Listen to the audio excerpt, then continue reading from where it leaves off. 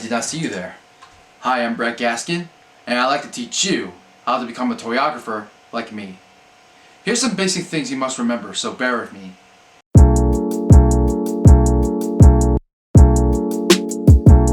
As many of you know, toyographers are people who are famous photographers that take photos with actual figures that they are selling, entertainment for the environment, and mostly commercials too. But lots of people do that on Instagram most of the time, and I'm one of those guys who do that kind of stuff. But anyways, follow these steps that I'm going to tell you what to do, or what basic things that needs to be required for this task. But if you're not up for it, nobody's going to stop you. It's your choice by then. Step 1. When it comes to be a toyographer, you gotta need a new shelf before you get into collecting more figures as I am in the future. But if you have a lot of toys stored in your shelf for a very long time, use them for something good for a photo shoot. But if you don't have any figures in store at home, go shop online, which is why I use Amazon and AMOG just in case. But to be fair, not all figures are cheaper. Most of them are expensive, way expensive. I suggest you save your money before you get richer than me. That way you can use them for something good, which is why I like you to get something that's more cheaper than that. Between some figures that cost 20 to 30, that's the minimum price I always go to. Now that you find out which one to get for your topography project, wait until your package gets delivered momentarily.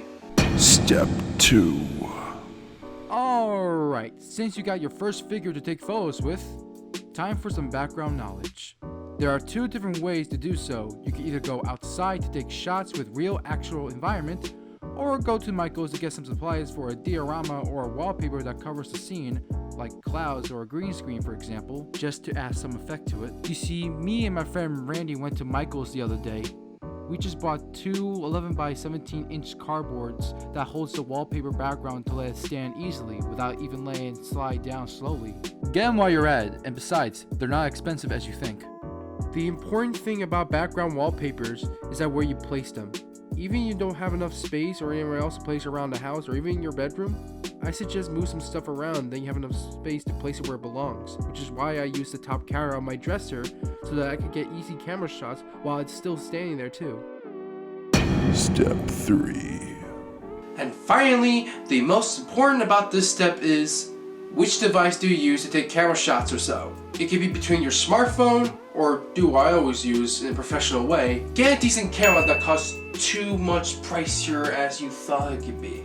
But if you don't have enough money for a professional camera, then use a smartphone instead. Or just get a job to make more money for college too.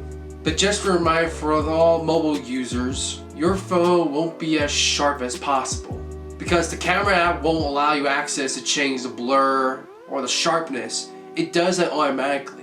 Like you just zoom in, enhance the figure you want to get a closer look at. It just focuses on the background besides the figure itself. That's the annoying part about it. That's why using a Nikon 3500 is the best way to use things manually. Once you go place that figure in the background wallpaper together, and then boom! You got yourself a fighting action pose going on. Also make sure to take time of thinking about which angle or position to place your camera that will have the most perfect shine point. And even if your hands are not as strong to stay still, I suggest that it's best to get a tripod that will support your arms at rest. So there you have it. You have your very own display of figures and a scene setup that you can try. A good toyographer never forgets his old toys behind.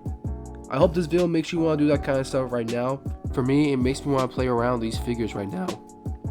And I hope these steps were helpful to you. If not, then my son deepest apologies.